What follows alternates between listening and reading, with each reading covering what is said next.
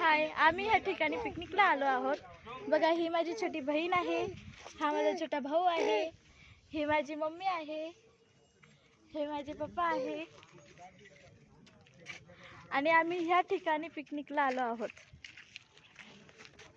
आम्ही ह्या ठिकाणी आलोय की ज्या ठिकाणी तुकाराम महाराज न सांगता सकाळी सकाळी भजन कीर्तन करायला निघून जायचे. आम्ही जिथे आहोत हा भंडारा डोंगर आहे. तिकडे भामचंद्र डोंगर आहे, माझ्या मागे दिसत आहे तो. एक मिनिट वाटलं आणि तो घोराडा डोंगर आहे.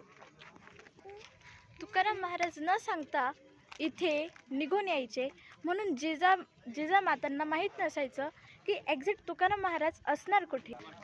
मग त्यावेळेस यंत्रणा नसायच्या, मग त्यावेळेस पर्याय मार्ग असा असायचा, मोबाईल नसायचा.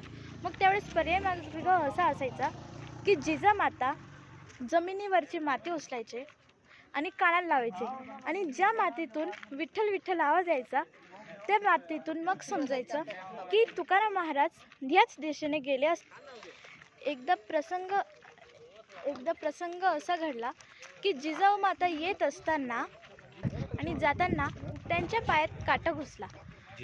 जिजाऊ मातांच्या पायात काटा घुसला, तर त्यांचा काटा काढण्यासाठी स्वतः पंढरीश पांडुरंग परमात्मा गोरख्याचं रूप घेऊन आले आणि त्यांनी स्वतःच्या हाताने दातांनी त्यांनी त्या जिजाऊ माताच्या पायातला काटा काढला.